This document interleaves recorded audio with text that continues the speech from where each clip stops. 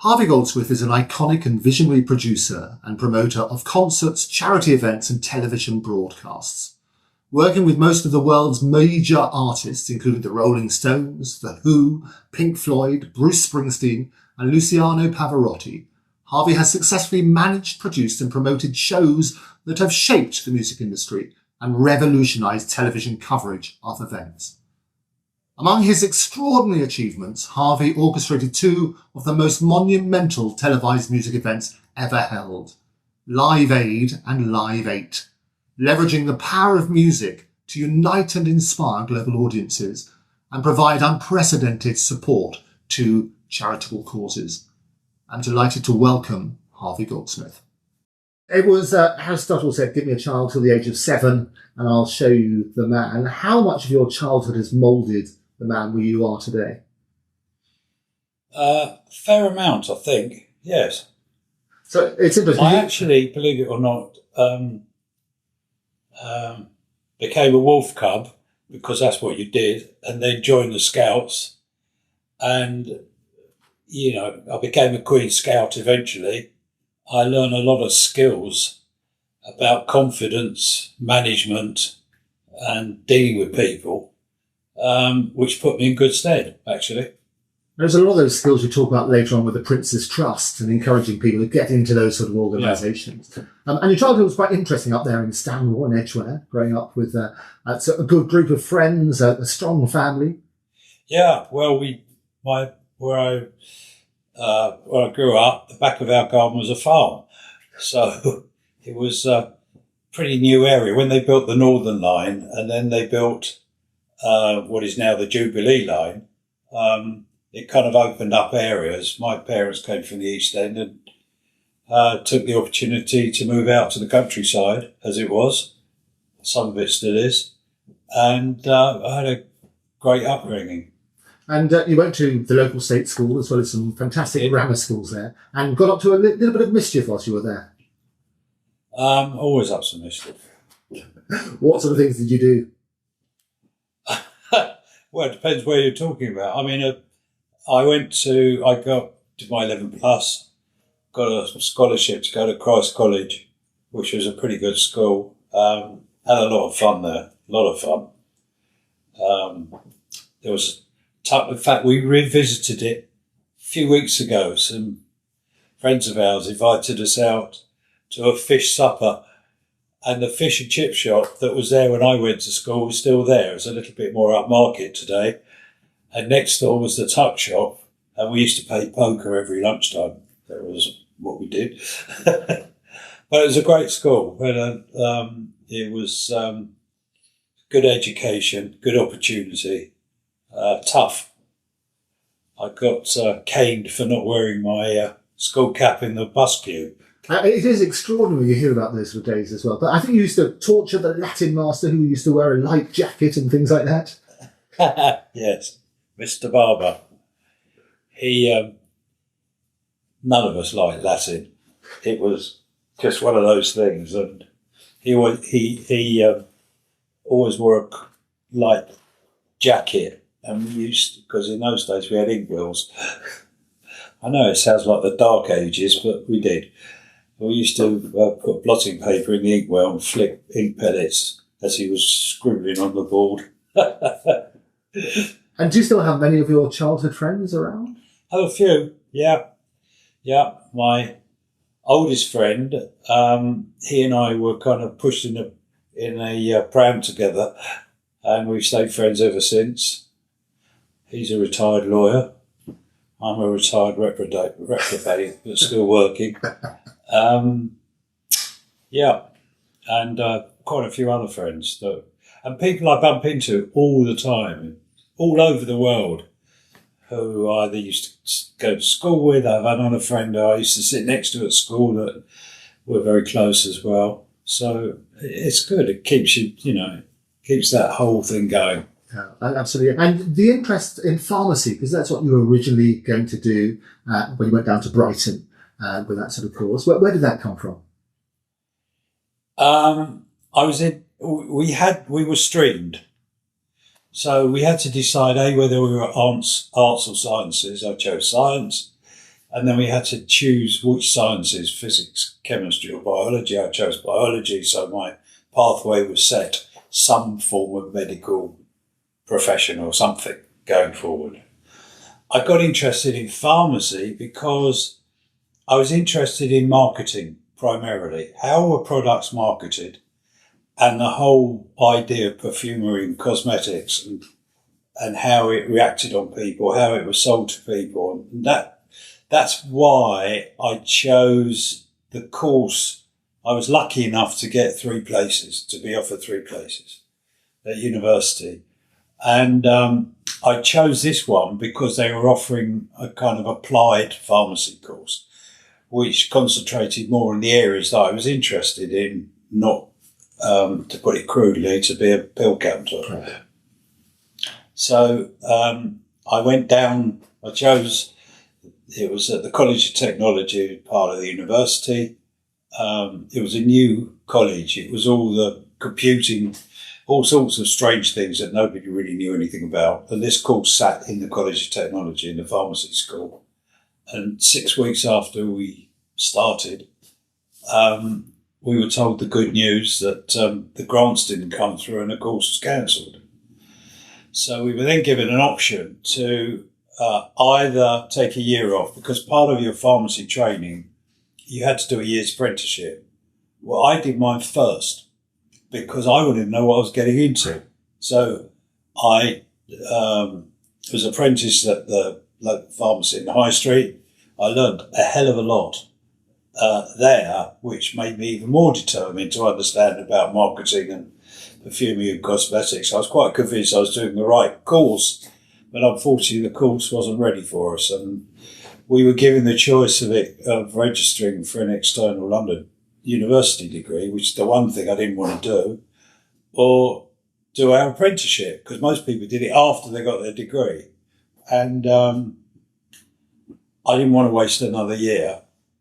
And so I registered protestingly for my external London university degree and lost all interest.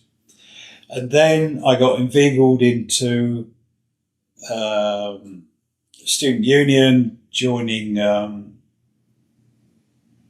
the RAG committee, whatever, and I became RAG chairman that year because I really wanted something to do down there, which is a great success, a lot of fun. Just a week of madness raising money for charity.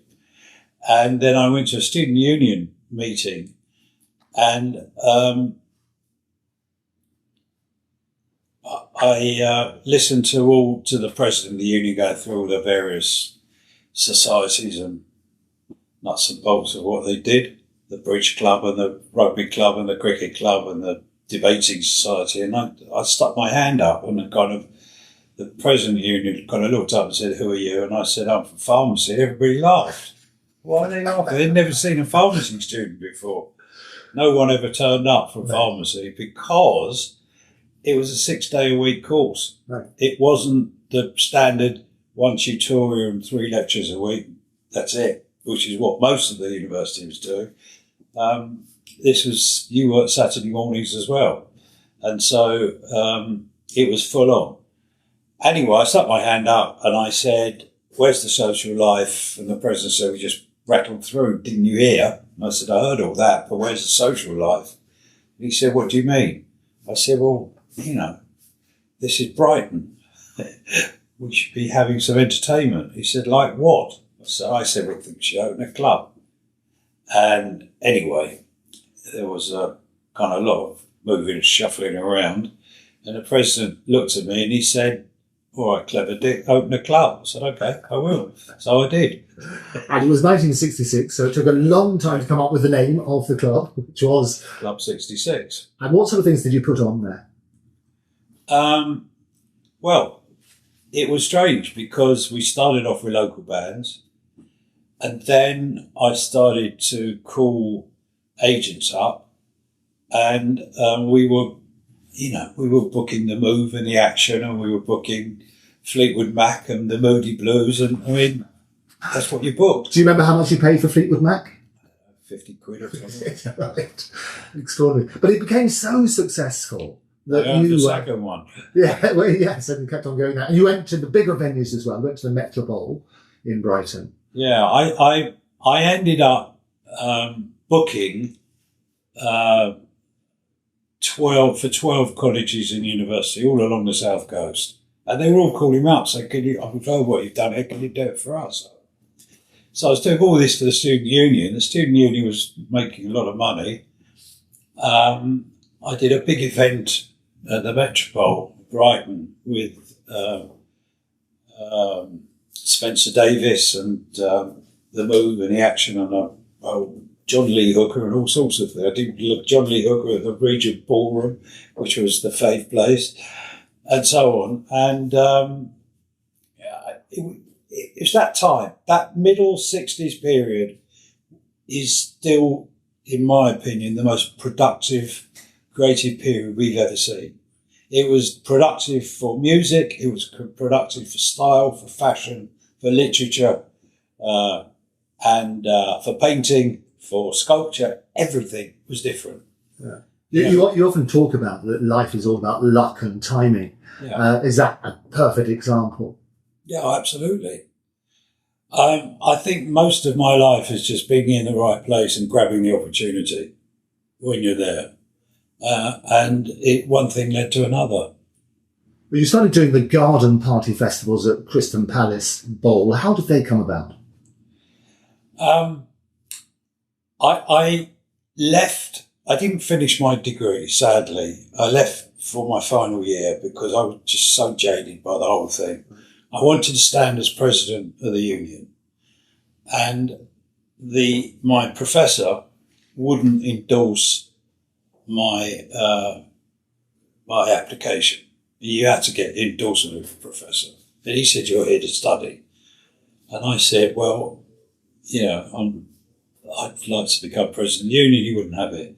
As a sop, I was offered the opportunity to go on an exchange course in America, which is what I did.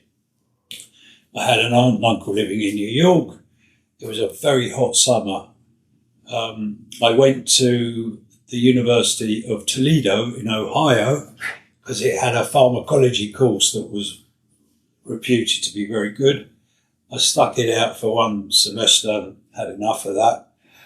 Went to New York, stayed with my aunt and uncle, and I saw an ad for a $99 a day unlimited travel on Greyhound buses for international students. So I had an international students card. I thought, this is great. Bought my card and off I went. And I went right across America. I ended up in Haight-Ashbury by complete accident, like everything else in life. The Greyhound bus stop downtown, I was planning to stay in the U. I dumped my bags in the U. And as we were crossing over Golden Gate Bridge, I saw there was this whole crowd and I could hear music going. And I asked what it was, and they said, "Oh, there's a concert in Golden Gate Park." So I went there, worked my way backstage as one does. And the Quicksilver Messenger Service, which was Stephen Stills' band, and the Grateful Dead were playing. Right. And I met the Grateful Dead, and they loved, in those days, if you spoke English and Cockney English at that, the Americans just swooned all over you. I mean, they just loved, just keep talking. So I met the Grateful Dead, and we became friends for 30 years after that. And I came back, and I was intrigued by in walking around Haight-Ashbury, was all over the walls were these amazing looking posters, advertising shows, clubs, dance, whatever it was. And I was so intrigued by the standard of the art advertising. I had no idea who the bands were, because I've never heard of any of them. But they were so good, you just felt, I've got to go and see what this is, because the artwork was so intriguing. So anyway, I then,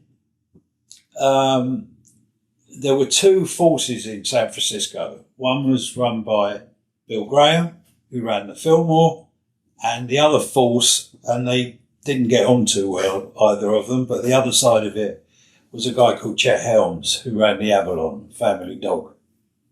I went to see both of them and told them that I was the biggest poster distributor in Europe, and they both gave me a contract to distribute posters in Europe. I wish I'd kept them. I have got them somewhere.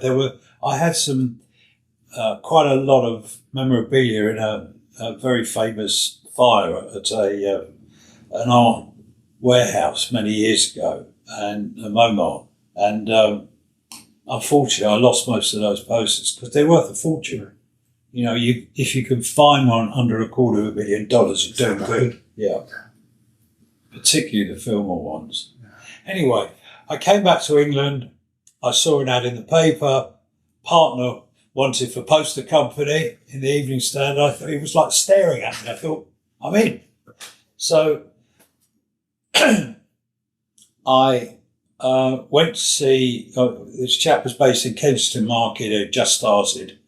It was very famous. It was an old NatWest Bank, I think it was, on the corner of Kensington High Street, that became a market, and it was a hippie type market. Right.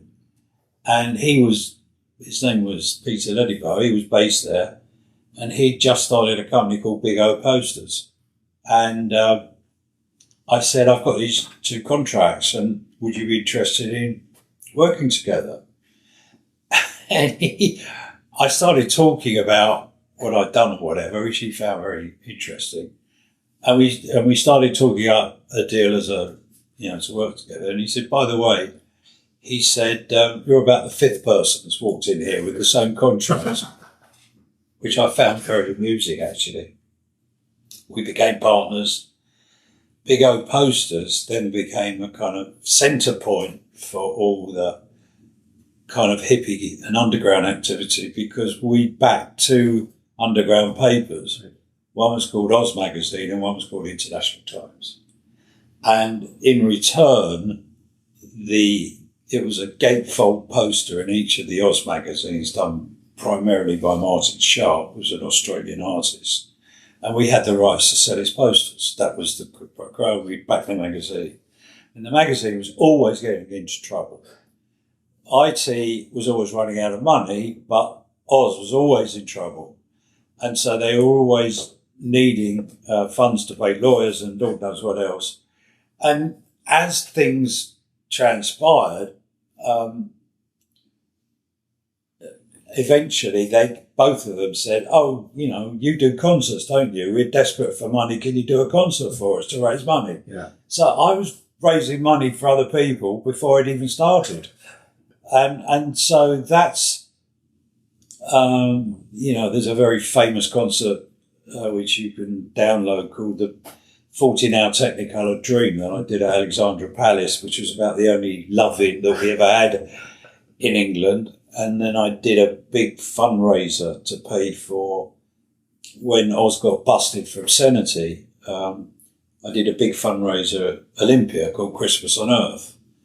And that had Jimi Hendrix and the Animals and the Pretty Things and all that kind of thing on it. And the 14-hour Technicolor Dream had the Pink Floyd and artists of that nature. And so I became known for doing all these concerts. Everybody's keep badgering, you've got to do another concert, another concert. And I'm in the poster business, and they're going, well, can you do the concerts as well? And then eventually, of course, I eventually teamed up with an ex kind of student associate who had also been at college, was also bored with what he was doing. He was working for Rothschild, believe it or not, and was sent down to learn about computing.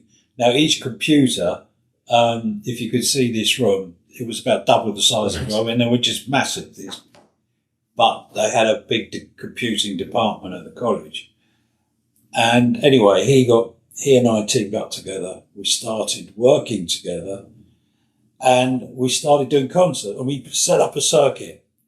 So the circuit was, we had the pavilion in Hemel Hempstead, which was the old town hall. We used to do concerts there, and we did them. I mean, you name it, we did it there. We had a club in Harlow called the Birdcage, and we would do concerts at the Roundhouse. and when it first became available. The Roundhouse was a train. It had a turntable in it. In fact, it's still there in some form or other. And the trains would go in there. They would clean them, turn them around, and send them out again. Anyway, it was this old disused thing. The GLC supported it, became an arts centre, and we would do concerts there. And one day, the director of entertainment for the old GLC, the Greater London Council, which morphed into the mayor's office eventually, came to the concert, came backstage, and introduced himself. And he said, I've seen what you guys do. We've got this bowl in Crystal Palace. Have you ever heard of it? And I said, oh, well, I know about Crystal Palace because they had an exhibition there. It's on that side. But there's a bowl there. It's been there for over 100 years. We have 4 to 6 classical concerts in there, and that's it. Would you be interested in doing a popular concert there? Which is what they were called then. Yeah. So we went down to see it and fell in love with it. It was just amazing. I mean, we could get 15,000 people in. It was a natural bowl, had a lake in the middle, right, and this cone-shaped stage. And in 1971, we did the first garden party. And we called them the garden party because we wanted to have that atmosphere. And I put together this bill of the Pink Floyd, The Faces of Mountain, which apparently was very popular because there were queues around the block to buy tickets. It sold out in 3 days. Do you remember how much the tickets were? Oh, I don't know, 7 and 6. And how did the economics work then? You would guarantee a certain amount to the artist, or you just buy them out? Or how did it work? Up until the garden parties, Michael and I, my partner, did everything. We just funded it ourselves. We either had some money or no money, right, and we just winged it. It was really... contracts were few and far between. It was our word with the agents. They would send out some scrap of paper, which didn't mean anything.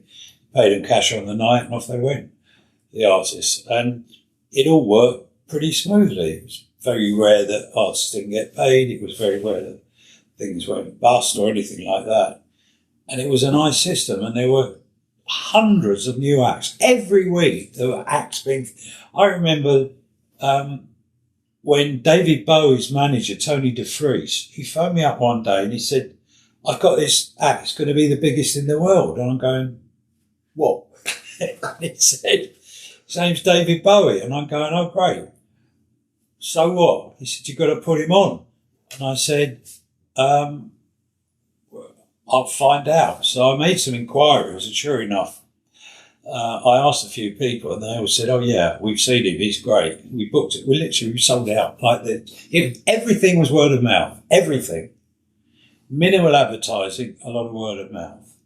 And so we were putting on bands like Hawkwind, we were doing David Bowie, Elton John, Mark Bolan and T-Rex. I mean, one after the other, Manfred Mann. I mean, these acts were just, every week there was another new band to look at. And another great band coming out. And so we just grabbed it. When it came to doing the garden parties, that became serious because that was an investment. Yeah. And we both decided we wanted to get some backers for it because we were concerned. So, of course, we went to our bank, who basically told us to piss off. They said we need 3 years of accounts. We said, yeah, okay, do you want us to make them up? And so that didn't go anywhere. And anyway, we met father and son promoting company called John and Tony Smith. John Smith was father, Tony Smith was the son. They had built a very, very successful promoting business. And they promoting everybody from the Dubliners to the Beatles, to the Rolling Stones, to the Who, and all that kind of thing. And I had the Who at the club couple of times. I loved them. Stones, I don't think we got there, but I went to see them a few times and kind of got to know them a bit. And we went to see them and said, look, we've got this idea. You don't do anything of this nature, because they were basically clubs and regular concert promoters. And they agreed, and we teamed up together, and they put up £100, which was the licence, Right. the entertainment licence to do the show. And that was it, because it sold out so quickly. They didn't have time to write the cheque and get it go through the banking system. By the time it gone through the banking system, we'd sold out. Right. So, but we then became partners, and we did 13 or 14 garden parties, which really they were fantastic. And the last one we did was Bob Marley. Right. And that was his last big show that he ever did. And we did the Beach Boys. We filmed one of the garden parties for a TV special in America. We did Yes, we did Elton John. We even did Andy Williams and an orchestra. And the whole secret was this lake. The reason why Crystal Palace was built that way, because there was no electricity. So the cone-shaped stage was acoustically stroke of genius. It was like your inner ear. And so if you stood at the front of the stage and whispered towards the back of the stage, you could hear it up the hill. The lake was the amplifier, because when sound hits water, it bounces up. So the whole bowl around was, you could hear the sound acoustically. You didn't actually need amplification. Right. But of course you did with the electronic bands or whatever. So that was why it was built that way originally. Very clever. And those shows were real highlights. They were all fantastic individually, totally different types of shows. And that really set us off in a different direction. And then I started doing a lot of the touring with John Smith. And then we were touring, we used to put packages of acts together. So we did something called the Naughty Rhythms Tour, which had a whole load of acts on it. And then we used to tour Genesis. We did a lot of work with Chrysalis and another label. And the label that Genesis were on, we toured them all over the place until it got to the point where Tony Smith was always touring Genesis. I was always out with the Who and the Stones, because that was my thing from the get-go. And I did a week at the Roundhouse with them, and I toured them around the country and so on and so forth. Tony got very close to Genesis during our touring, and they then came to see him and said, look, you may think we're doing really well, but we're broke. We just haven't made any money at all. Will you manage us? And in 1975, Tony came, we had a board meeting. We used to have our board meetings in a very famous fish restaurant called Sheiky's. Oh, right. Because Sheiky's was originally a restaurant that was supplied by the fish merchants of Grimsby. They used to ship the fish down on ice, and when they ran out, they closed every day. Just like Leicester Square. Yeah, it's still there. Yeah. I mean, it's still packed out night after night. And it always opened early for dinner. So we used to have a 6:30 board meeting, followed by, we'd order Dover soles that were about a foot wide. And we'd have our board meeting in the corner, and then we'd have Dover soles for dinner. That was our regular thing at Sheiky's. And one evening, Tony suddenly announced, he said, Genesis have asked me to manage them. And we said, oh, great. Because we were managing a band called Family as well, which had fallen out with their original. They're a Leicester based band. Yeah. And they'd fallen out with their manager and came to see us. So Michael, who was my partner, he was looking after Family. Tony was looking after Genesis. And I was doing all the promoting. And John Smith, Tony's father, had a chain of clubs. Right. So it was a Great little grouping. And then Tony said, Genesis have come to me and said that they want me to manage them full time and they don't want me doing anything else. And I'm going to do it. And it split the business up. And we all decided it was obvious how to do it, which is how I took over the promoting company, right, which Tony didn't really want to do. Tony took over Genesis. Michael managed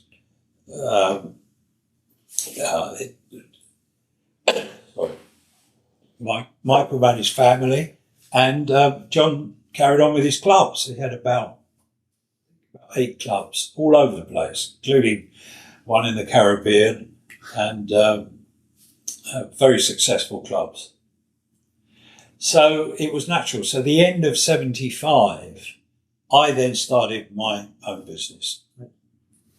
And that's when you did the Loftus Road concert at Queen's Park Rangers with Yes. Is that right, in 75? Yeah. So tell me how that came about, because obviously you're dealing with all these major artists. Did they come to you, or you went to them and suggested it? I had a slightly different way of working with artists than most of the other promoters, and still do today. I felt from the get-go that if I'm going to enjoy this business, and it's a pretty risky business, as I call it, you're running a wet nappy service as a promoter, and indeed as a manager as well, that first of all, I've got to enjoy the music, because I can't get excited if I can't enjoy the music. And secondly of all, I have to have a relationship with the artist, because then I can understand what they really want, not what somebody else who's the agent or the flunky or the tour man or whatever he is, who's not the artist, who's giving me their interpretation of what they think the artists want. So my relationship with everybody I work with is always with the artist. Not that I wanted to ignore all of the other people that surround an artist. I just wanted to get from the horse's mouth, what is it you want? And once I understood what they wanted, then it made it a lot easier for me to sit down with the agents and the managers and so on and so forth and work it out. So I got deeply involved with a lot of artists. I helped put their productions together, their shows, their creative side, all sorts of things. Their posters, you did their posters as well. Their posters. And so that's really how it built up. The agents started to hate me because a lot of the big acts I work with said, we don't need an agent, because I didn't see myself as an agent. I saw myself as more of a coordinator, producer. So they didn't like it at all. But I wasn't out to compete with them. There was enough acts around, but the Rolling Stones never had an agent. The Who never had an agent. Genesis didn't. Well, they did, and then they didn't have an agent, and then they did again. Yes didn't have an agent. Emerson, Lake and Palmer didn't have an agent, and so on. So, in fact, Emerson, Lake and Palmer, I got involved with them because their management was part American and part English. Robert Stewart, right, and an American manager called D. Anthony, who was a real character, who became a dear friend down the road. Stewart had a lot of acts, Eric Clapton and Cream and the Bee Gees and so on and so forth. And he had a record company. I mean, he was a big Australian impresario, and he and I got on really well together. Right. He's a real character, wonderful character. But he also had an agency, whatever, and he knew that after a while some of these acts are going to leave. Emerson, Lake and Palmer had an accountant whose son I used to sit next to at school. And one day, it was over Stewart Young, one day Stewart called me up and he said, my dad's looking after a pop group. I said, a pop group? I said, what are they called? He said, they're called Emerson. I said, Emerson, Lake and Palmer. I said, they're hardly a pop group. He said, well, they've been to see my dad and they've asked if he could look after them. what do you think? I just looked, I said, do you realise how big they are? He said, I don't know anything about them. Because Stewart was, he was at LSE, he'd studied accountancy, but he was on a higher level and all that. And I said, just grab them. And to this day, he still manages some of them, and we're still friends and whatever. We used to sit next to each other at school. It is incredible, those long relationships, isn't it? Because a lot of the artists that you mentioned, you worked throughout your career. Yeah. Why do you think those relationships last so long? Why? It's got to be a two-way process. I mean, it can't be a one-way process. So you either feel you've got some camaraderie together and can talk to each other, or you don't. So I just met a group of people that, we just became friends and still are. Quite a lot of them. And it was the starting stage, if you like, of the music industry, wasn't it? So you're formulating. There was no sort of set deals, and nothing. You have to do it this way. So there's nothing. No, there weren't any deals. There was nothing set. The bar was changed in how the promoter-manager-artist relationship, of course, by Peter Grant. Before that, some promoters and managers were doing 50-50 deals with artists. Some were doing 75-25 deals in their favour with, there were no rules. And Peter changed all that with Led Zeppelin because they were so popular and invented the 90-10 deal. But there were 85-15 deals, 80-20 deals. It just depends. It's about negotiation. The only thing that I had, again, luckily enough, I didn't have to have contracts with artists. I would talk to the artists, find out what they want, talk to the manager, talk to the agent if there was an agent involved. We'd figure out what to do. I'd get involved in the promoting side of going to see the record companies and understanding where their heads were at, which was always nothing to do with us, but we're putting the record out. And so try and time it in so that you could cross-promote the record and the show and so on and so forth. And shake hands, get on with it. The only time we ever had contracts was to deal with the tax, with the Inland Revenue, because they were sniffing around saying, where's the contract? So quite often I do contracts with some of the bigger artists after I finish the show. Right. Settled it. Well, you mentioned television as well, and some of the first ones that you were doing at the Crystal Palace Bowl. Tell me how those television contracts worked and the relationship with TV companies. Music has never really sat well with television. It's you can't reproduce the dynamic of being at a music gig on TV. You just can't. It doesn't matter how clever you are, you can't reproduce it. So it's always, in a way, plain art. So it was never, ever looked as mainstream.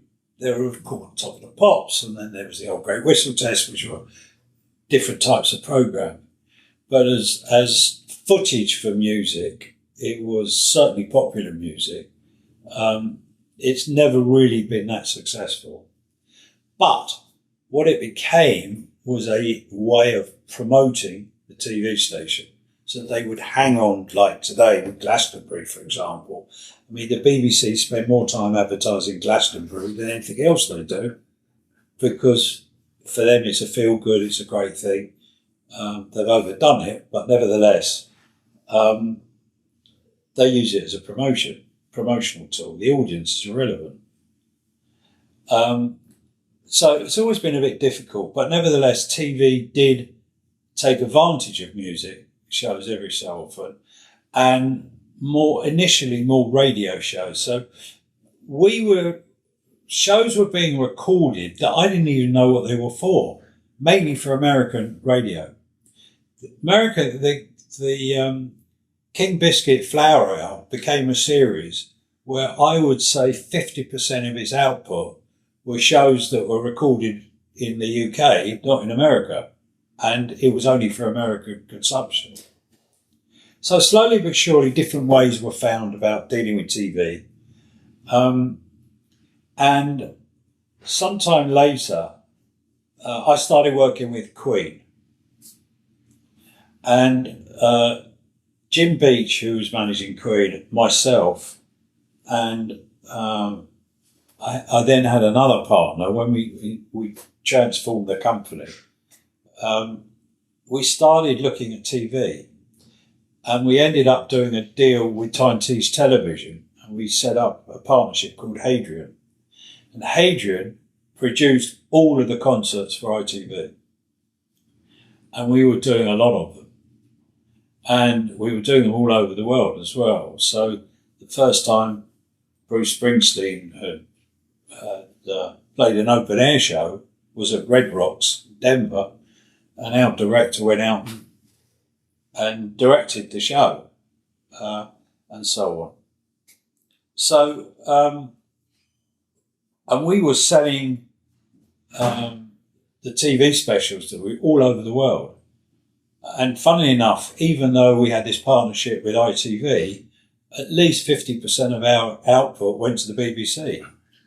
So they somehow closed their eyes.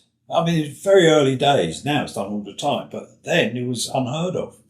As you say, you're moulding the industry. So the early deals then for television, how did they work? They were really simple. The broadcaster, there was always a principal broadcaster. They were brought in. They would pay for filming it. We would allow them to film it. The artist would get scale, union scale, and we own the rights if we could.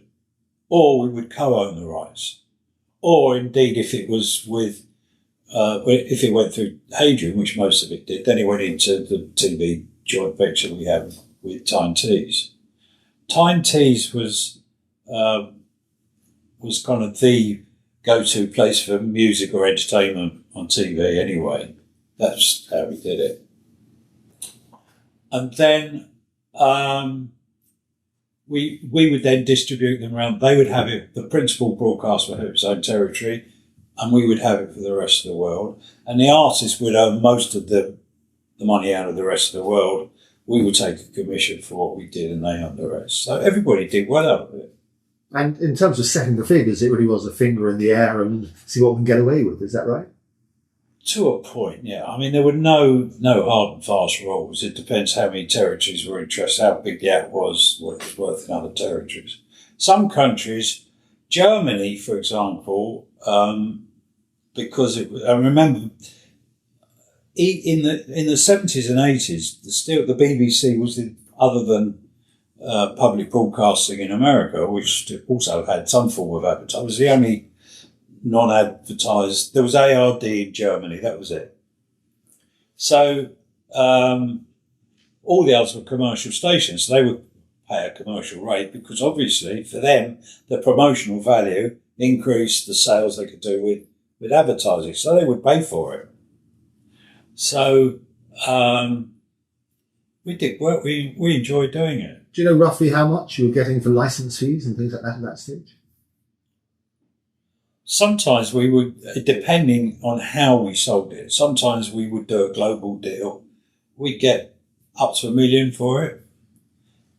More often or not, in the 250, 300,000, depending on how big the ad was and what we did. So that whole industry kind of was born not just from me, but from other people doing this, where they realised the value of it as TV started to become more popular. And did they have to tailor the concert to take account of the television coverage, or was it just that fly-on-the-wall recording of it? No. The only thing that changed was the lighting value, because obviously the lighting for filming a TV show was different from the lighting for a concert. Other than that, absolutely not. 1979, you did one of the major concerts on the charity side for Kampuchea. How did that come about? I started working with all of the Beatles individually. When I did the Technicolor Dream way back in 67 or 68, I worked with Yoko Ono, and we created a stunt where we put a ladder on the side of the stage, and we've got a newborn young lady to sit on top of the ladder with a sheet over her, and Yoko went on stage, and there was a pair of scissors on a string dangling down from the thing, and she said, and she made this announcement during the concert, and we had a helter-skelter in the middle. And when you came into Alexandra Palace, there was a huge plexiglass dome. Inside was a naked lady, and it was full of bananas. And every time somebody came in and gave their ticket, a hand came up with a banana in it. That's what we did. Big helter-skelter in the middle, 2 stages, and on the main stage where the organ was, Yoko went on stage, said, we'd like people to come up during the concert and cut off a piece of the sheet for peace. And so as the concert went on, odd people would pitch up, they'd look round, a bit embarrassed, and get his scissors and cut it. Suddenly, about 2 hours in, there was a whole kerfuffle going on the side of the stage. And I shot over there because I was running around like a lunatic trying to get acts on and off, and there were 2 stages and it was mayhem. And I got excited, what the hell's going on? There was photographers scrambling, pushing each other and this, that. And I go, what? And suddenly I realised that this poor girl was sitting there with 3 bits of sheet left. 1, 2 here and 1 there. And the photographers were going nuclear. And I go, oh my God, I just forgot, we all forgot about it. And this saga went on for weeks. The news of the world of the people who had just had a field day. And it transpired that the young girl was Lady somebody or the other, daughter of one of the great dukes. So that embellished it even more. We didn't even know that at the time, but it became this whole stunt. And actually, if you ever go, you can download or pick it out of the BBC archive, and you'll see this. It's hysterical. But so I started working with Yoko. I knew Yoko. I worked with John Lennon when he took a train up to Edinburgh. We worked with him on that. And when Paul left the Beatles and they split up and he started Wings, we did all the Wings tours. Right. And we set up an organisation which the government ultimately stopped, called the Concert Promoters Association. And what we did is we picked a promoter out in every territory to join this group and said, right, we'll give you all the tours. You do your territory, and everybody did their own, and and everyone was fine with it till the government said it was anti-competitive and stopped us from carrying on with it, which is a shame actually, because it would have done something very special. So what we did was we promoted the Beach Boys and we promoted Wings with it. Those 2 primarily. We did. I think we did Crosby, Stills and Nash, and we did one other big act. I can't remember what it was now. But we set this circuit up. We thought it was a great idea, but the government or some other promoters obviously didn't. So I started working with Wings and carried on working. So Paul came to me and said, I want to do something, because George did his concerts in America, and that was a big deal as well. And he said, I want to do something for Cambridgeshire. And we came up with the idea of doing a week of shows at Hammersmith. And very successful. It raised, £2 million or dollars? It was a huge amount. And phenomenal. And it was the first big global TV event as well. Tell me about those deals. How did that all come into place? Same. We had all our contacts by then, and we just went round. It was a bidding war. Because obviously to get someone like Paul McCartney and so on, and Queen at the time, and all the other bands that we had on that week of shows, was pretty good going. So it was just a bidding war, and everybody knew where the money was going.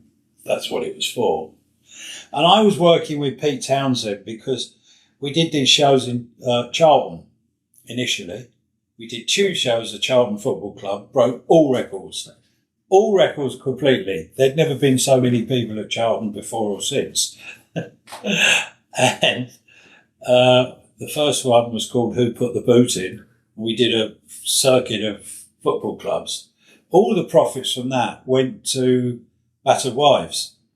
He formed an association with this lady called Erin Pitsey and started building homes around the country for what were then called battered wives, and wives basically who were abused by their husbands, who wanted shelter with either them or their children. So we built all these shelters. So I've always been involved for some reason or other of doing good cause things, and I don't mind it. Yeah, I mean, it's an interesting sort of combination, isn't it? Using music for good and the power that you can do. Because obviously, it's the power. Yeah. Basically, it's the power, because there's nothing better than fans of big rock pop stars. Nothing bigger. And they can use that power to do all sorts of things. 99.9% refuse to get involved in politics, which they could do, of course. But they've often, in fact, out of all of the disciplines, it's always been music that's come to the table when it comes to raising money. Always. And it's quite extraordinary, as you say, breaks the mould in terms of television and so on and so forth. We wind forward a few years from the concert for Kampuchea, which is 1979. You were only 33 at the stage, quite a youngster. 39, Bob Geldof, who you've been working with Boomtown Rats and the Jam and various other damn bands that you liked. He knocks on your door, having had the success of Do They Know It's Christmas, and says, I want to do a concert. Tell me about that. The Band-Aid record, we all had seen these TV pictures that Michael Berg put out on the 6 o'clock news. Never before, to my knowledge, had anybody seen pictures of kids and people starving. They'd never been seen before. And so we were all mesmerised by it. Bob and Mitch went one stage further, wrote the song, and then recorded the record with initially it didn't have anybody, but then one by one they all pitched up. And started this whole genre of activity. And he didn't want to go, but he was pushed into going to Africa because he felt, I'm not here. It's not an entertainment thing I'm doing. We've done our bit. Anyway, he went to Africa and he realised it was the tip of the iceberg. So while he was there, his thoughts came together and he came back and he said, basically, we've got to do some more. We've got to raise more money. How do we do it? And so we've got to do a concert. So he started badgering me. And it wasn't that I was unresponsive, but I was really up to my neck.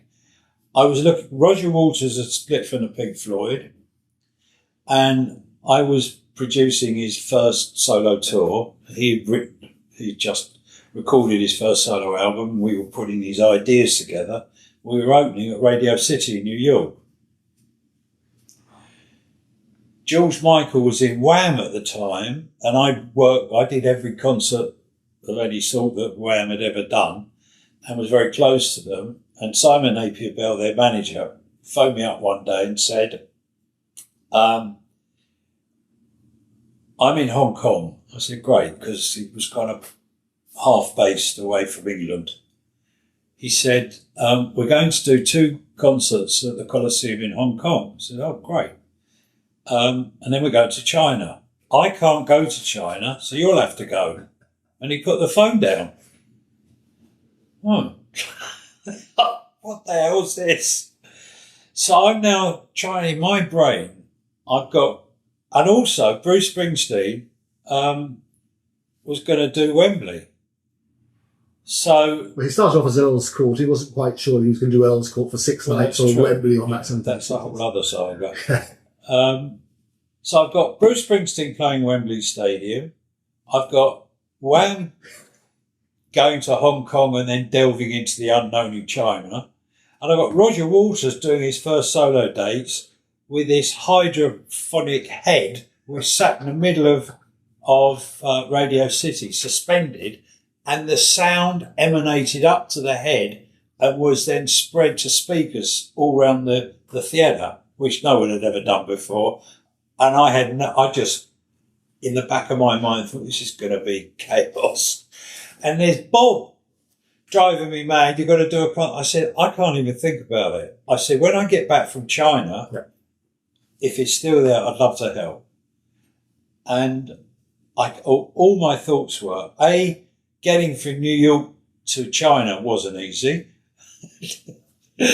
And B, just getting through. I had no idea what we were going to meet in China. I just had no concept. I'd been to Russia because I took Elton John to Russia in '78. That was the first, other than Cliff Richard, who went there on some crusade thing.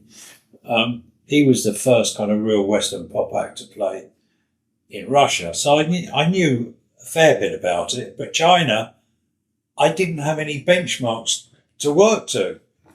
And I hadn't been involved in any of the arrangements. It was just Simon just said, you've got to do it, just deal with it. So we went to New York. Roger Waters was a triumph, and that was great. I then got on a plane, I don't know where, God knows where. We went to Tokyo, and then we went to somewhere else before.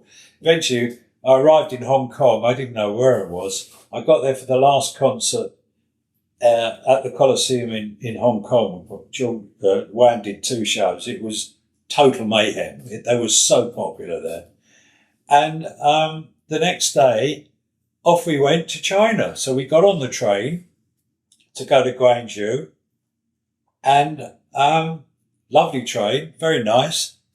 And when we got to the other end, I just didn't know what was happening. But 2 things I always remembered: if you're going to strange territories, take a suitcase full of merchandising. You'll never fail. So I did that with Elton, with records and T-shirts and hats. With Wham, it was cassettes and T-shirts. And I told the tour manager, don't put it on the trucks, just take it with us. You never know when we're going to need it. And sure enough, we got to the Chinese border, and the guards looked at us and going, who are you? And I said, we're with Wham. And they're going, and they're looking at it. There's like 50 of us. They're looking at everybody going, who are these people? So I said, and they said, how are you here? I said, the All China Youth Agency. And they kind of nodded their head and go, looking around, where's the All China Youth Agency representative? Nowhere to be seen. So we're standing, the train's gone, we're at the border, immigration. So I grabbed hold of the tour manager. I said, get the suitcase out. Got the suitcase out. We started giving out T-shirts and cassettes and hats. So all the border guards said, oh. And strangely enough, all that was there at the border was 2 coaches outside the station. And they were just sitting there. Nobody came to meet us. Nobody knew what was happening. Anyway, I managed to get everybody through, and I said to everybody, when we get to wherever we get to, don't unpack, because I'm not sure what the hell's going on. The bus was there, and I'm going, Wham, and the bloke went, oh, Wham. We go on the buses. We didn't know where we were going. It was so funny. We arrive in Guangzhou, and we stop at this really nice looking hotel, and we thought, oh, this looks good. Go into the hotel. Yes, we are expecting you. They spoke quite good English, and all good. And I thought, well, at least we've got a decent, we're not going to end up in some godforsaken hellhole. And we checked into the hotel, and I said to everybody, just don't get too busy, because I really do not know what's happening next. And then we're all exhausted. I didn't actually know where I was, because I'd gone from one side of the world to the other. And I'm fast asleep, and the phone rings. And it's ringing and ringing and ringing and ringing and ringing. I pick the phone, I go, yeah. And they go, Mr. Harvey? I said, yes. And they said, come quick. I'm downstairs. I'm going, who are you? Thinking, I don't know what's going on.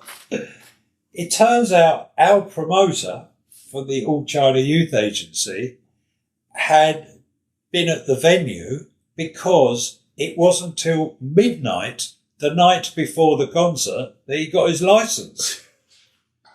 He said, get dressed. I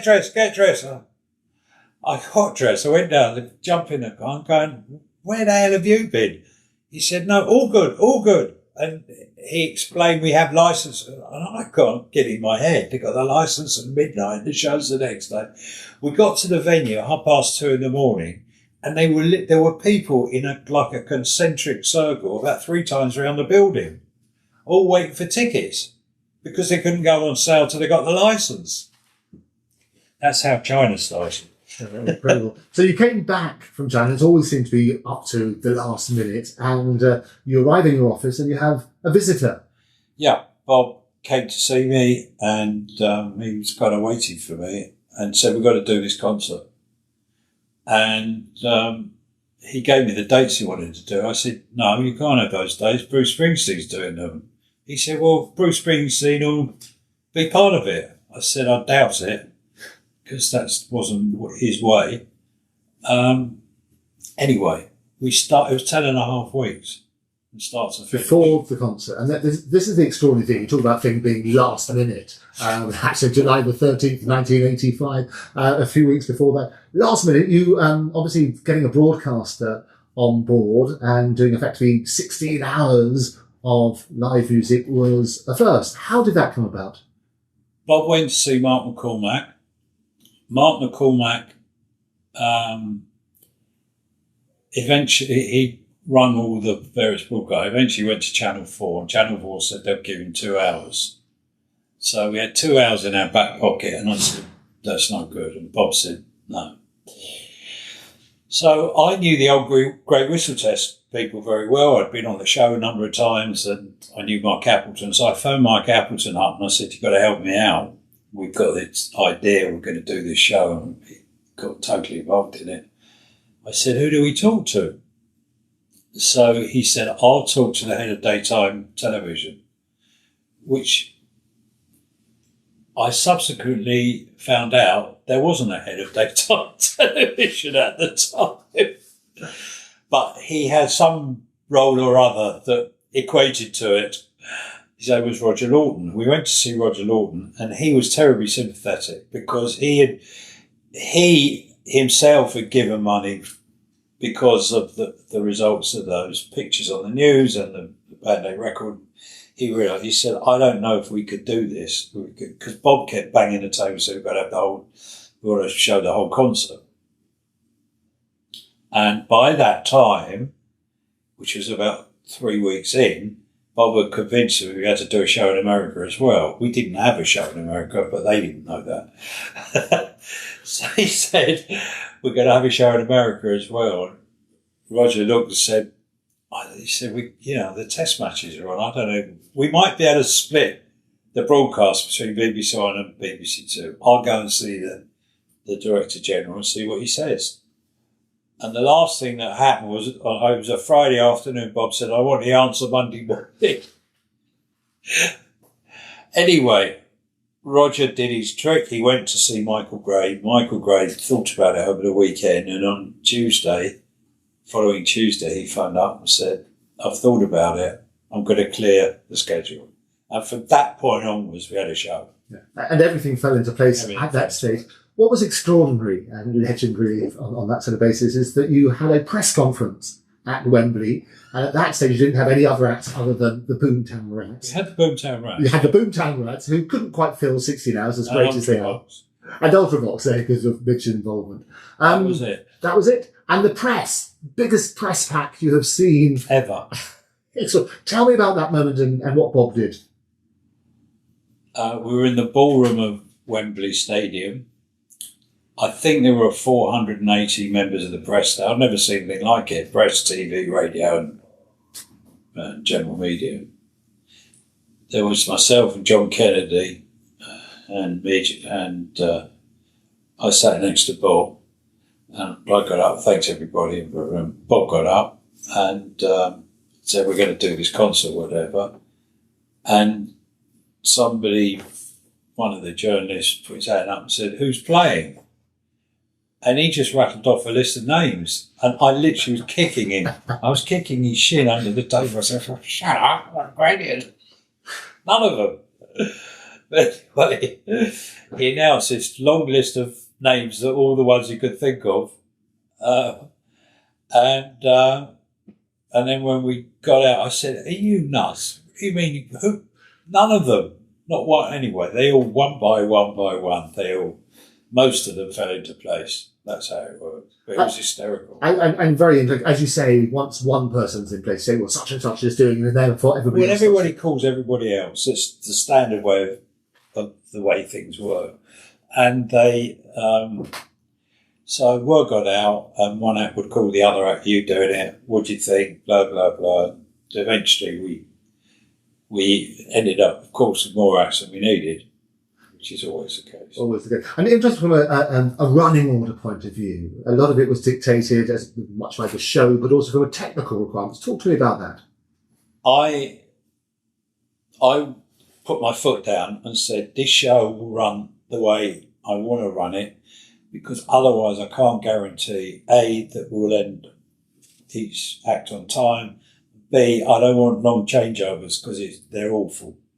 And so you just got to leave it to me to figure out how to put this together. And I sat down with my technical guys, and between us, we worked out the way to do it. And then we came up with the idea of this turntable stage.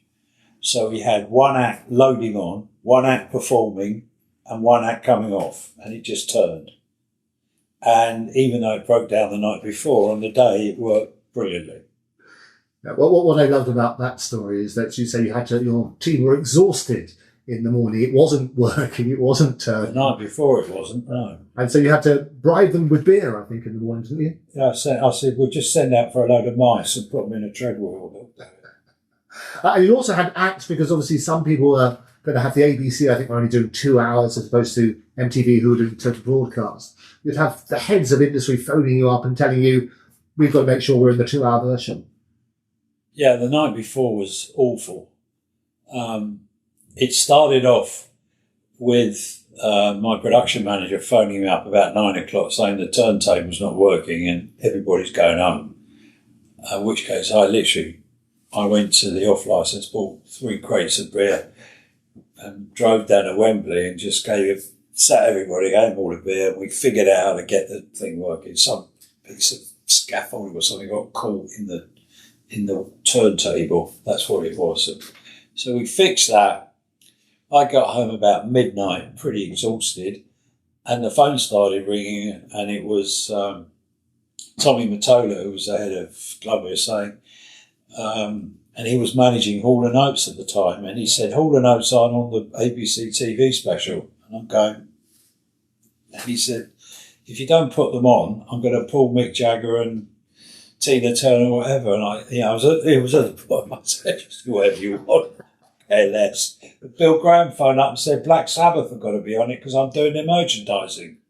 And so what? As much as I love Black Sabbath, and I did, because I did all their touring. But nevertheless, it just got to the point where we had what we had. We had to make it work. We couldn't deviate from it. The timing was everything. Yeah. The key principle of that show was timing. And on the morning of the concert, I woke up very early, and I was really thankful because the sun was out, because you never know what was going to happen. And I got down to the venue at about, 8 o'clock in the morning. And I sent out for 40 clocks. And clocks about that big. Yeah. And I put these clocks everywhere with a little note underneath. So I don't care what time you go on, but I do care what time you come off. Please stick to your allotted time. And of course, everybody did. I mean, I've never seen, a lot of the acts were notorious about being late going on stage. George was the worst. Elton would go on when he was ready, and it didn't matter what you said or what you did. When he was ready, he'd go on stage, and so on and so forth. A lot of acts were. We just couldn't afford to have any delays whatsoever. It was split timing, because we're also conscious that there were satellites somewhere in the sky, and we had to hit a certain point when we get the programming from America. Everybody was played the game. Every act was waiting on the side of the stage 5 minutes before they were even being called. So it just worked brilliantly. And it was a seismic moment in terms of television. I mean, how do you think television changed as a result of it? I don't know about television, but showbiz changed as a result of it, because what the media figured out was that music sold newspapers. And up to that point, it was really the only time you'd read about artists was when they'd either been busted or were getting divorced. That was it. So the cult of celebrity came out of that. For TV was quite proud of itself because it realised it could raise a lot of money. Right. And so out of that came Children in Need and that kind of thing. It was the start of all the big telethons and things like that. Yeah. And you also had Live 8 a few years later. You decided to do it all again on the 2nd of July, 2005. I was there, thanks to you. The biggest collection of Live 8 was different. 225 artists. Live 8 was completely different. We didn't want to do Live 8. The trustees of the Band Aid Trust, the same trustees, with the exception of Maurice Oberstein, who unfortunately passed away, from the get-go. And we all met beforehand, 2007. In fact, we probably started 2006 thinking about it. And so we decided to put out the DVD. And then there was this call, because we were hosting the G8 concert, G8 meetings. And what came about was that Africa wasn't on the agenda anywhere. And so there was a whole movement of people who were quite determined to put Africa on the agenda for the leaders of the G8 countries to talk about it. And the pressure came, strangely enough, from Bono, U2, from Madonna and from Elton. And they were really pressurising us to do something. And that's how it came about. We had no intention of doing it at all. But it was a pressure point. The whole idea of Live 8 was to put pressure on the leaders of the world's biggest economies to put to put Africa on the agenda and to ensure that there were some beneficial results to those countries, forgiving the debt and so on and so forth. And so there was a whole list of requests that we put in. And what happened was we put enough pressure on that they actually did it.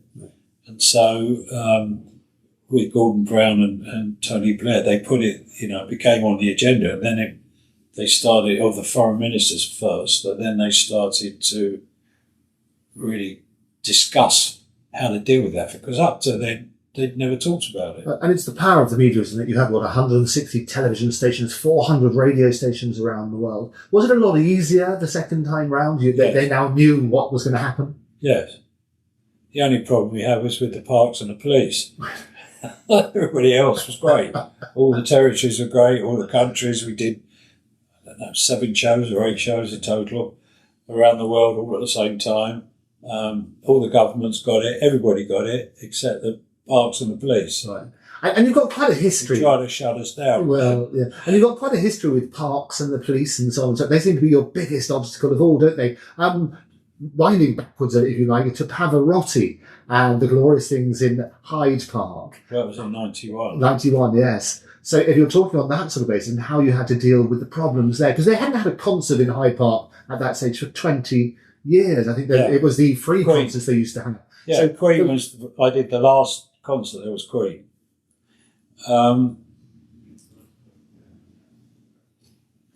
We'd had this dreadful hurricane in England in the previous October or November, and thousands of trees were blown down by the terrible storm that we'd had.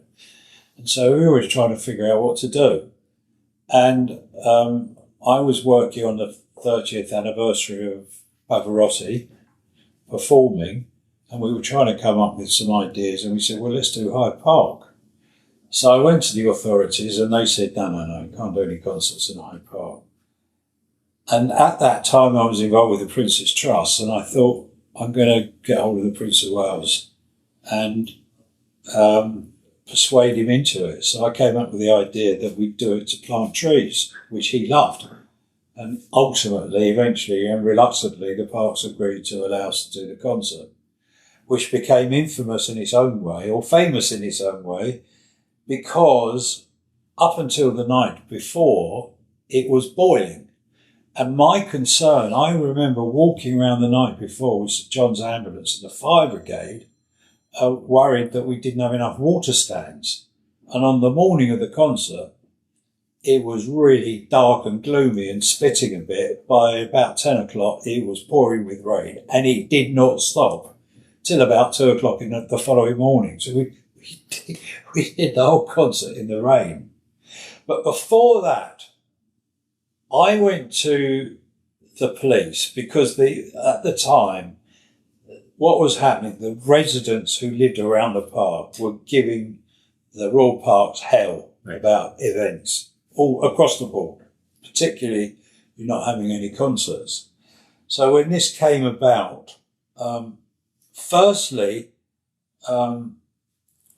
I sent some guys out with sound meters to check which day was the quietest day of the week.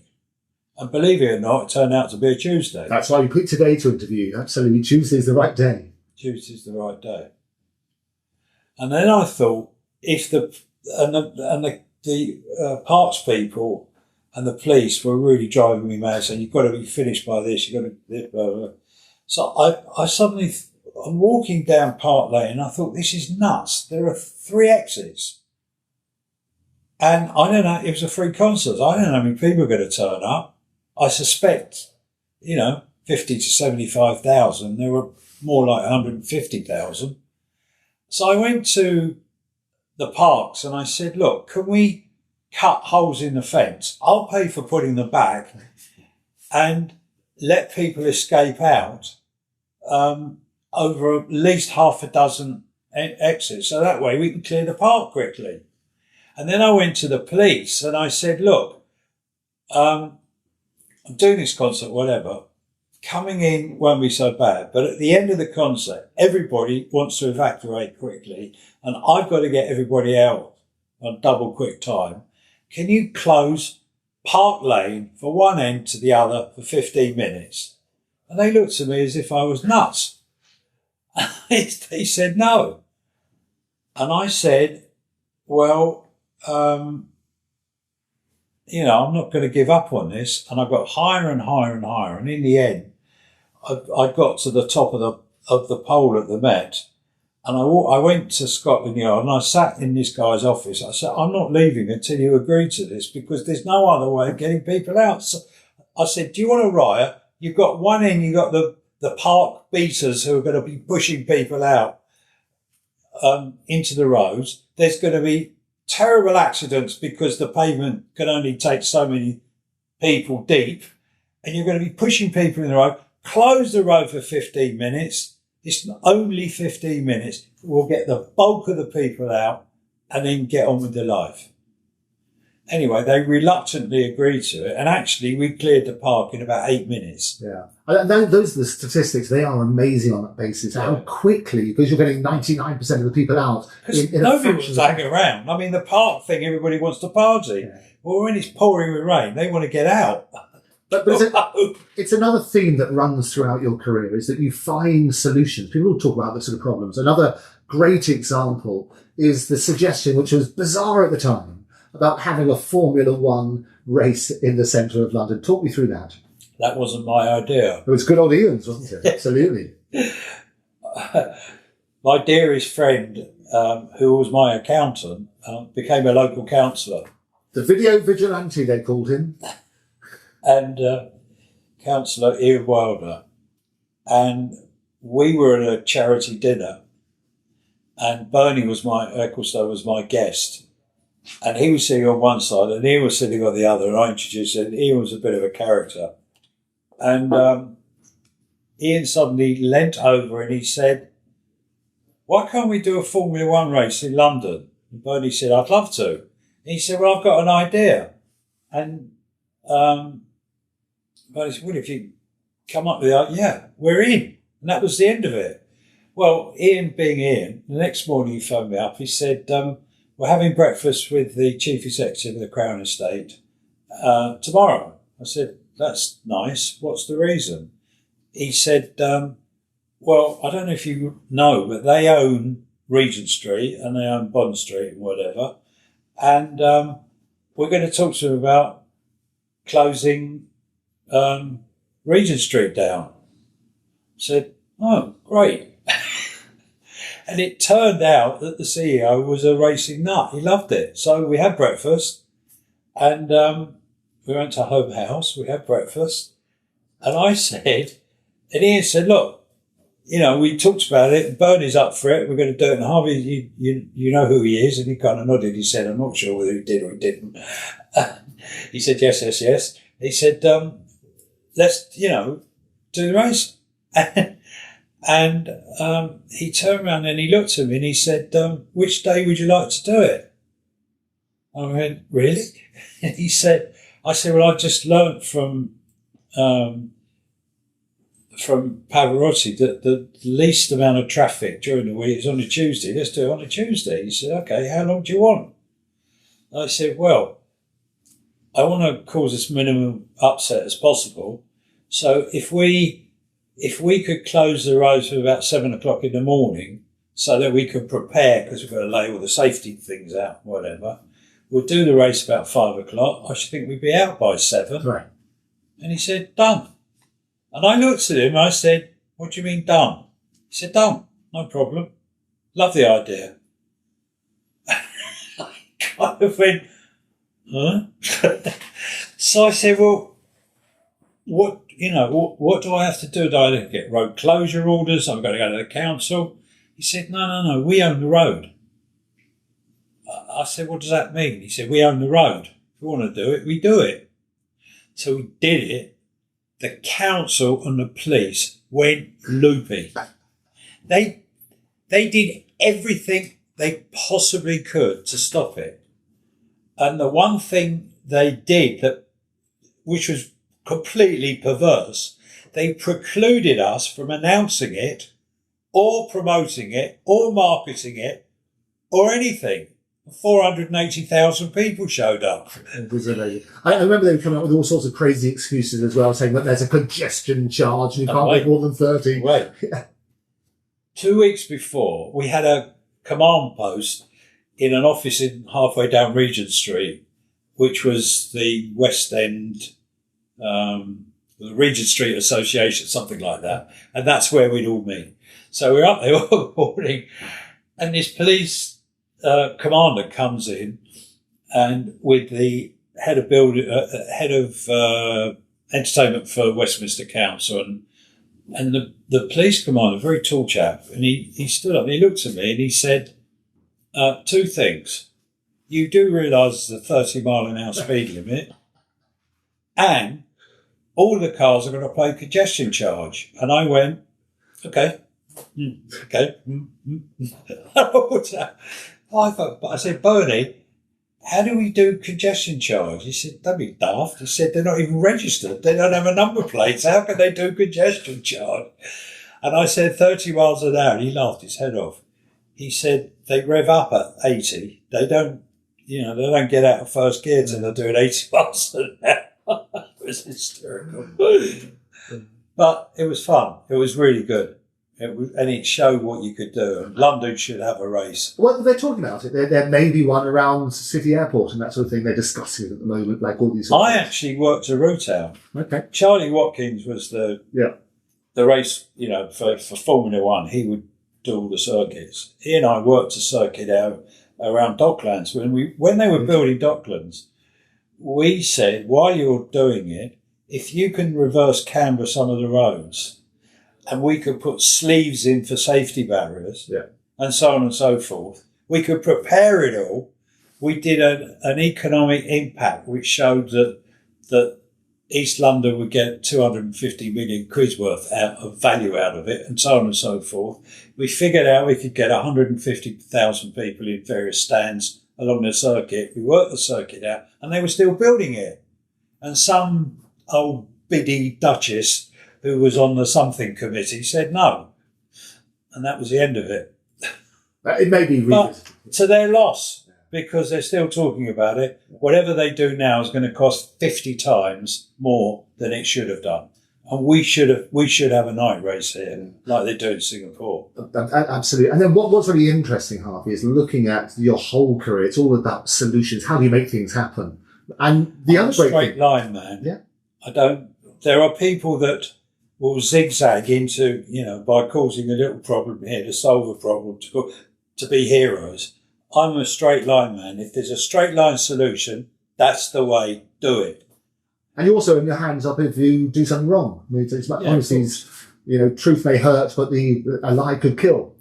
Yeah, of course. You can't, if as much as I'm cantankerous and difficult and whatever, if I could see I've done something wrong, then I'm the first to own up. Because it's problems.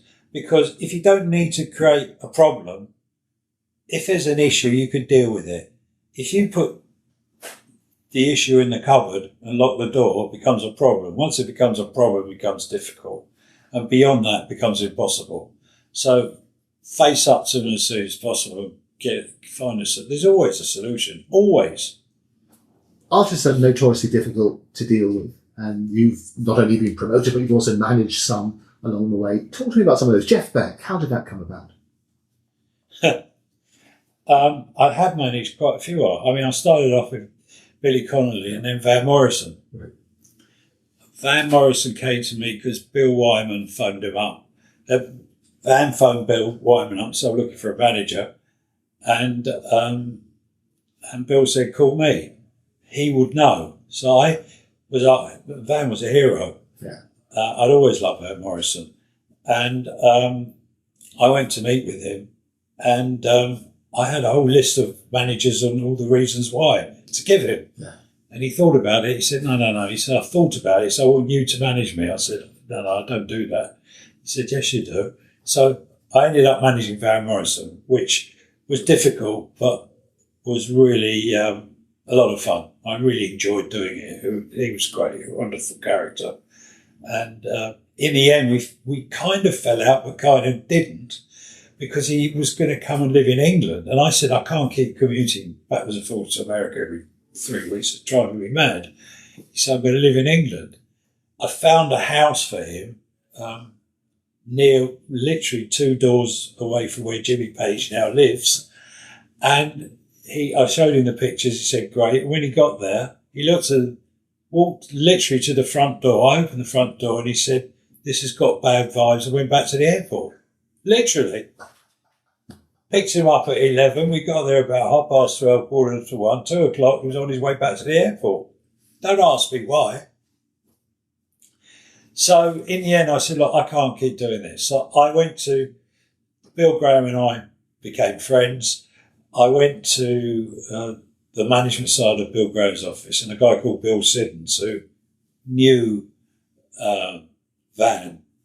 And I said, look, you're going to have to take care of Van Morrison for me initially. We'll do it together, take care of him. And eventually I said, look, it's easier to have one manager. And so we parted company. So we never really fell out or anything. Billy Connolly was a slightly different story. And then I looked after Roger, I was working with Paul McCartney, of course, and then I was looking after Mick Jagger in his solo career. Right.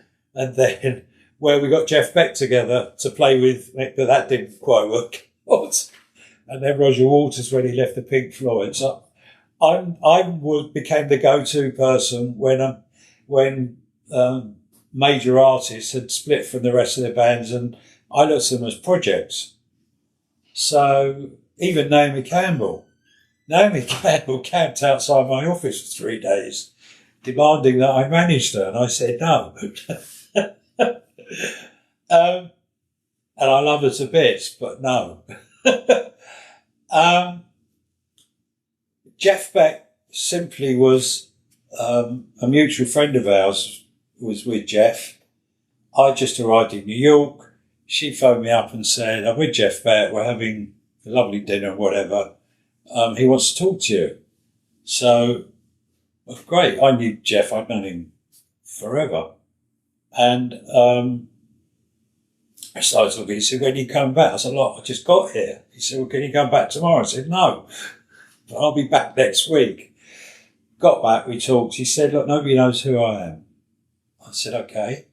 The reason why nobody knows who you are, because you don't do anything. So I said to him, if you're prepared to work, then I'm prepared to put you back where you should be. And I did. And then we fell out. We really fell out because he came to see me, he said, I'm doing too many shows. And I said, well, that's what you wanted to do. I mean, I got him to the point where he was playing, small concert halls to do, 2 nights at Madison Square Garden and Toronto, Montreal, and, 2 nights at the O2 with Eric Clapton and whatever. And we'd really got him back up. And he was a headliner at the New Orleans Jazz Festival and so on and so forth. But he said he started complaining that he was doing too much work. And I said, well, I can't help you. And then I really fell out with him because he had the worst record deal I'd ever seen ever. And I went to America, A, to try and buy his catalogue back, and I couldn't. B, to sort his deal out. And he was with Epic. So, they said, look, if Jeff's prepared to resort his catalogue out, we'll put out retrospective albums. He can remix them. He can do whatever he likes. I'd agreed $1 million advance and doubled his royalties. I came back and told him about it. He said, I don't want you touching my heritage. And I said, but I've just got you $1 million. He said, you're only doing it because you're earning the money. And I go, not exactly. At the end of it, I said, you know what? I'm resigning. He came up the office. He went off in a tailspin. And the next day he came up the office screaming and shouting. He said, you can't resign. I said, what do you mean I can't resign? He said, I have to fire you. I said, it's too late. I've resigned. And unfortunately, for about 2 years, we never spoke. And then I bumped into him at a wedding, and we kind of made it up, but we never really made it up. It was a shame, actually, because I really enjoyed working. I love his music and everything, but it just wasn't to be. It is a shame. He was on the road for a little while with Johnny Depp, wasn't he? Well, yeah, just before he died, whatever. It is a shame. He was, without doubt, the guitarist. Yeah. And but he just had this thing. He felt just as happy playing guitar as he did tinkering around building classic cars. That was his thing. And that was it. It's just a shame.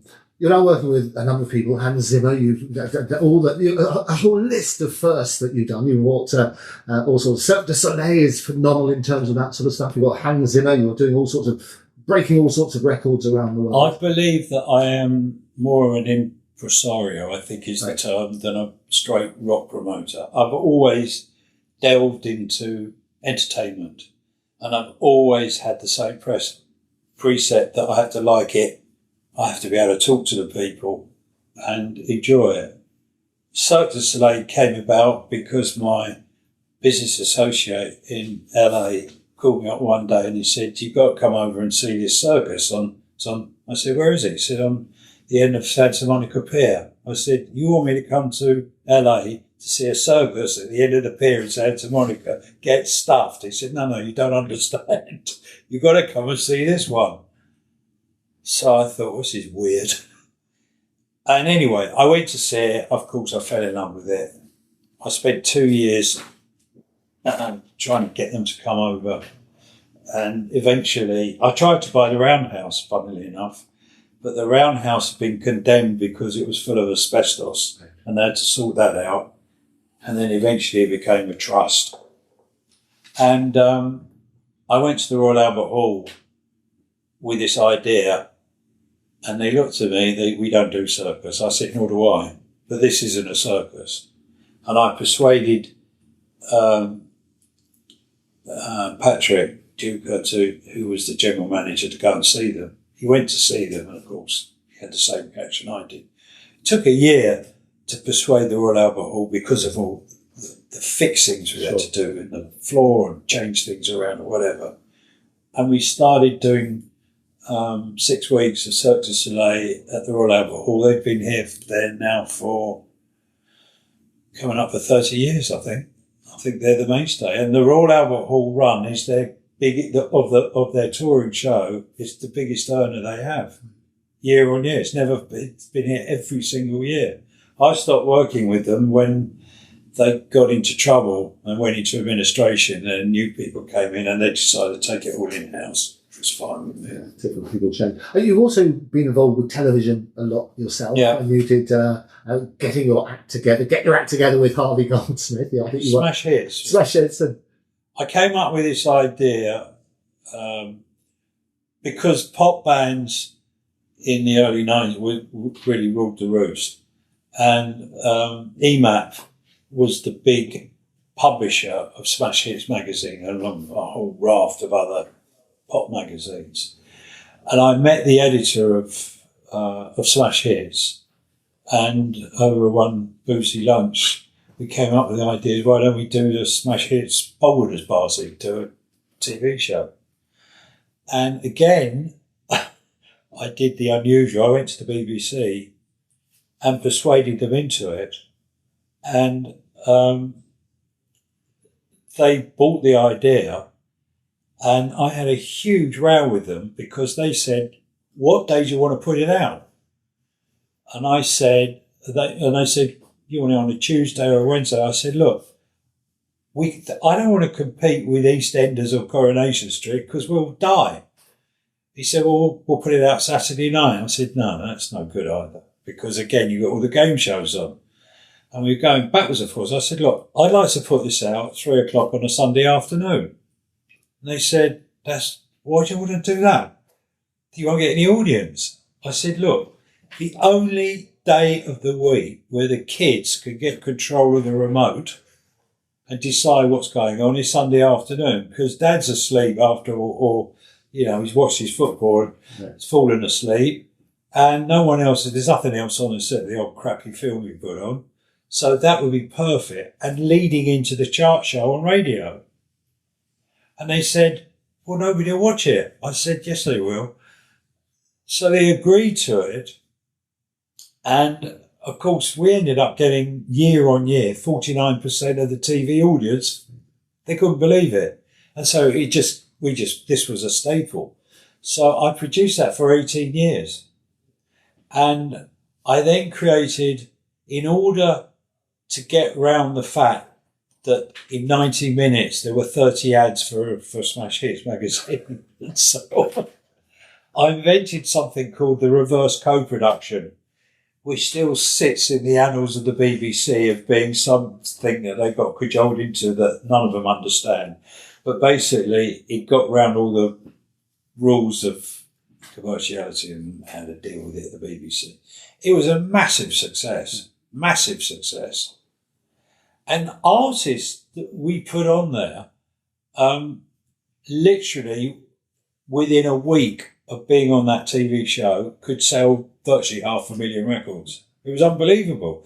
It got to the point where we did a road show that led up to the final TV show, and I came up with the idea to freshen it up, to put on some brand new acts who are wannabes, and I came up with this idea, and I thought, let's put 2 or 3 acts on.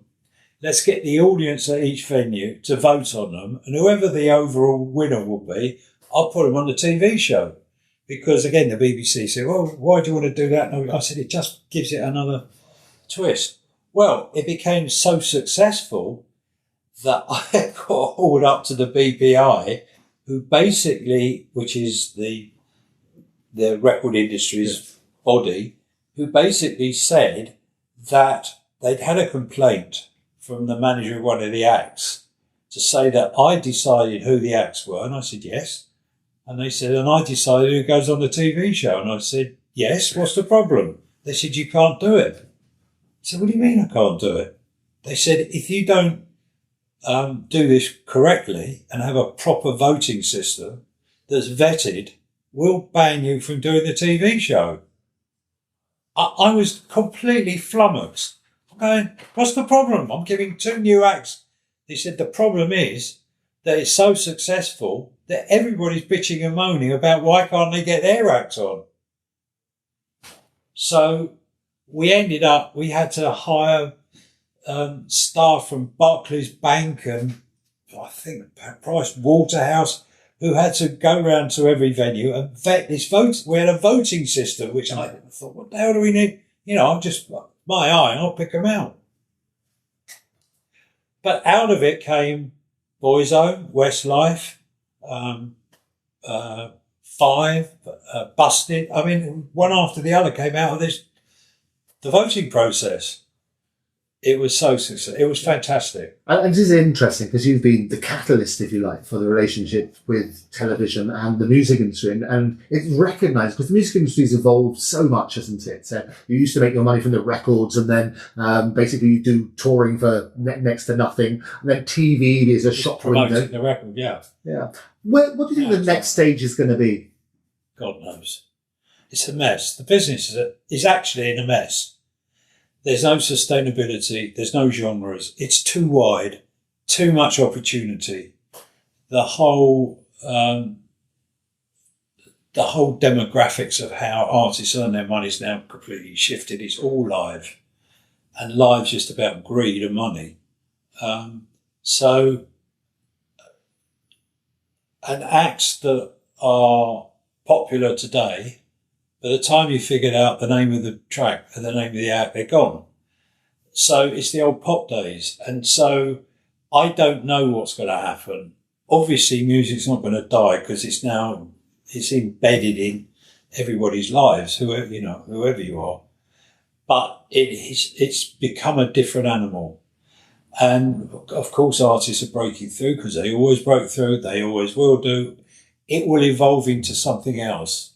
Whatever that is, I'm not sure what it is. I hope it does, and I hope it's positive. But I get the feeling we're kind of at the bottom of the run because the dinosaur acts are dying out, even though they're selling more tickets today than they sold in their heyday at 50 times higher prices. Ticket prices are completely off the scale.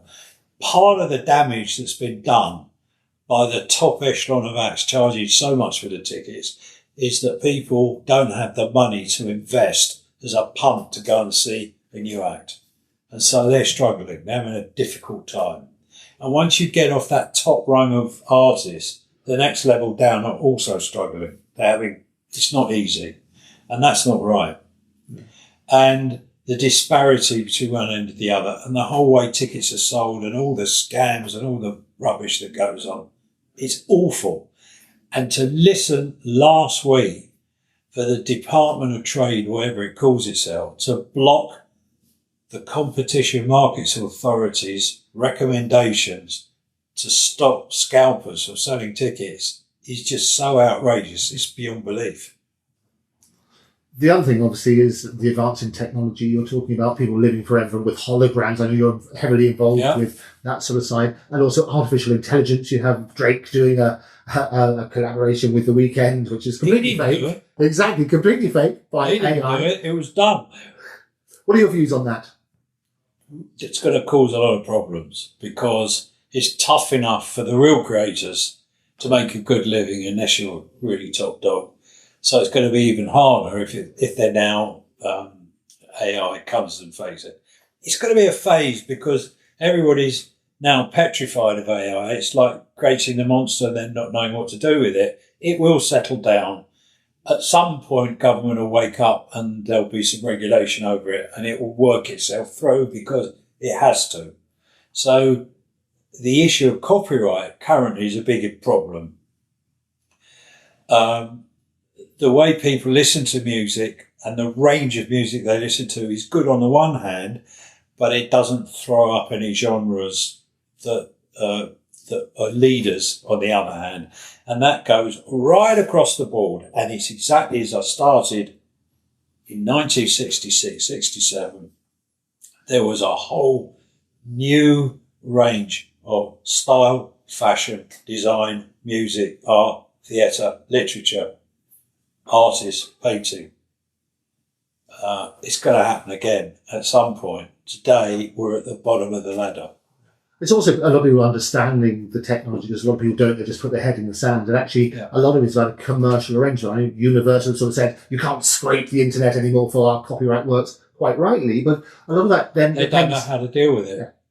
I mean, I remember I represented the live industry at a conference down at Meaden, which is a music industry conference one year, where the three head commissioners from the EU attended, from what is called DG10, which is culture. And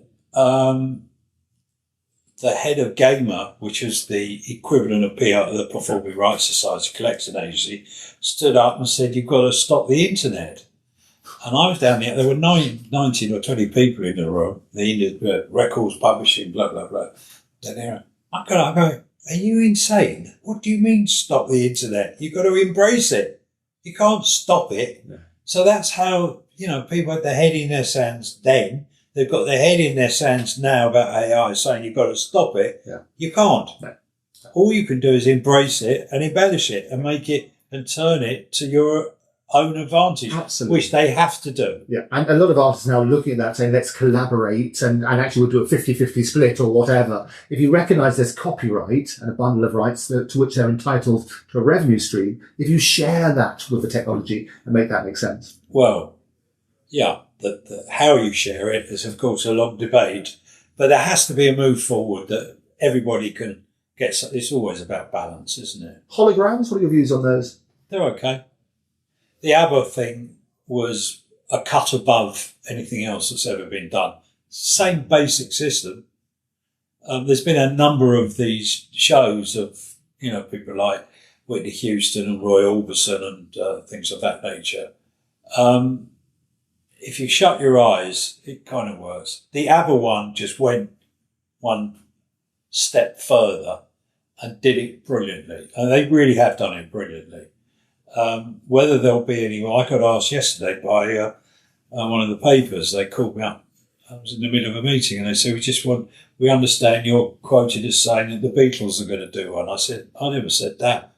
I was asked who else could do one like ABBA. I said, the only I can think of where globally it would work and globally it's worth the value is the Beatles, because the cost of what ABBA did is unbelievable. And so for somebody else to do it, they're going to have really, to do it properly. Yes. And it needs to be done properly. You need to think that you're there with the real artist. And you can combine a hologram, obviously, with live performances. Which is what they've done. I mean, very clever. Yeah. And using Lucasfilm to do and all the film, real expertise to create the myth that you're really watching an ABBA, which you do feel it, because the audience they want to feel it, so they do. But it's so much a cut above all the other hologram shows out there. For any other artist to do it, they would have to do the equivalent or better. And it's terribly expensive. So how do you recoup, It'll get cheaper. And I think looking at those as opportunities. Well, there are cheaper versions out, much cheaper versions. I mean, strangely enough, I chair the Rock and Roll Museum. It's called the British Music Experience. It's based in Liverpool. It's in the Cunard building.